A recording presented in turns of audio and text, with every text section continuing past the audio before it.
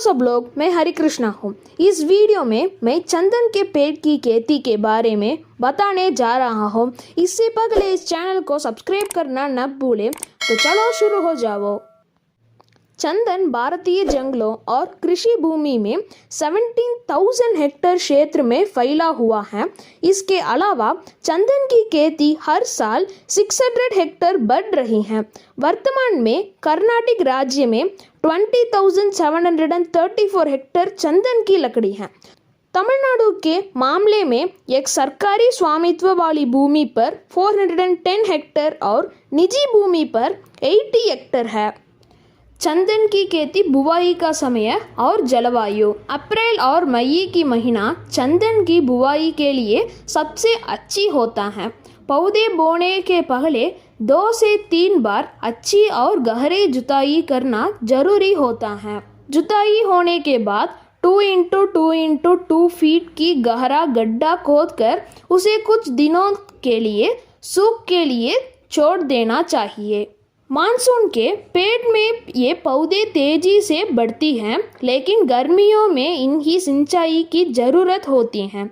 चंदन के पेड़ के 5 से 50 डिग्री सेल्सियस तापमान वाले इलाकों में लगना सही माना जाता है। इसके लिए 7 से 8.5 pH वाली मिट्टी उत्तम होती है। 1 एकड़ भूमि में 400 पेड़ लगाए जाते हैं। चंदन के बीज, पौधे, मिट्टी। चंदन लवणीय भूमि को छोड़कर सभी क्षेत्रों में उगता है। जहां संटी की पेड़ या नीम का पेड़ अच्छी बढ़ता है, वहां चंदन भी अच्छी तरह से उगता है। चंदन की खेती के लिए किसानों के सबसे पहले चंदन की बीज या फिर छोटा सा पौधा या लाल चंदन के बीज लेने होंगे, जो कि बाजार में उपलब्ध होती हैं। चंदन का पेड़ लाल मिट्टी में अच्छी तरह से उगता है। इसके अलावा चट्टानी मिट्टी, पथरीली मिट्टी और चूनेदार मिट्टी में भी ये पेड़ उगाया जाता है। हालांकि गीली मिट्टी और ज़्यादा मिनरल्स वाली मिट्टी में यह पेड़ तेज़ी से नहीं उग पाता है। चंदन की 47 किस्में हैं। केवल भारतीय चंदन, जिसमें सेंटलम एल्बम के रूप में जाना जाता है, गुणवत्ता वाले चंदन देता है। चंदन इंडोनेशिया, ऑस्ट्रेलिया, न्यूजीलैंड और अफ्रीका के कुछ हिस्सों में भी उगाया जाता है। चूँकि वर्तमान में ऑस्ट्रेलिया में बड़े पैमाने पर चंदन की खेती की जाती है, इसलिए संभावना है कि ऑस्ट्रेलिया भी भविष्य में चंदन का एक प्रमुख निर्यातक बन जाएगा। चंदन बाढ़, बंजर भूमि और सूखे में उगता है। बढ़ने में आसान है, लेकिन सुरक्षा थोड़ी अतिरिक्त होनी चाहिए। बछड़ा पालन। पॉलीथीन की थैलियों में पौधे उगाने और लगाना बेहतर है। चंदन अकेली नहीं उगता है, इसलिए सहायक बछड़ों को एक साथ लगाया जाना चाहिए। उसके साथ नीम, चाबुक, सौंडल और अगाती जैसे बछड़ों को लगाया जा सकता है। इन सहायक पौधों की जड़ें के साथ साथ चंदन के पेड़ की जड़ें भी पोषक तत्वों की अवशोषित करती हैं और बढ़ती है। सहायक पौधों के साथ चंदन के पौधों को 10% फॉस्फोबैक्टीरिया के घोल भी भिगोकर पॉलीथीन की थैली में रखना चाहिए।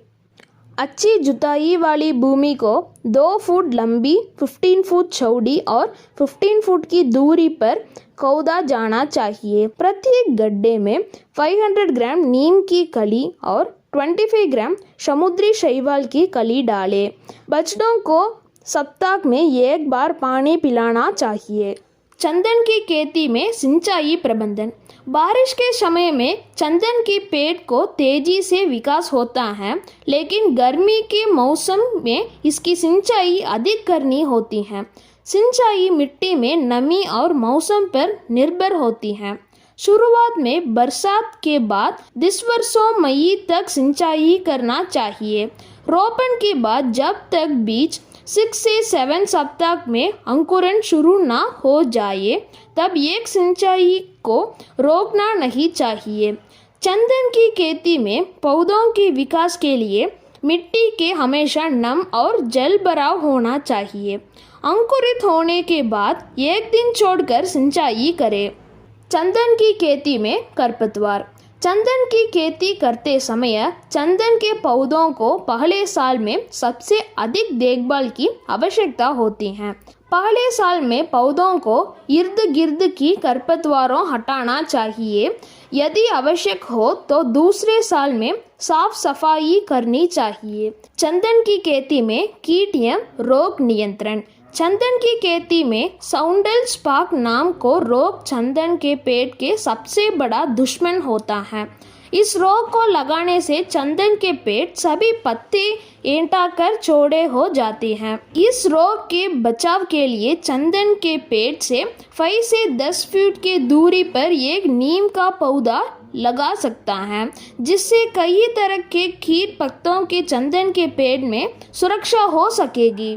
चंदन के 3 पेड़ के बाद एक नीम का पौधा लगाने भी कीट प्रबंधन का बेहतर प्रयोग है। चंदन की फसल की कटाई।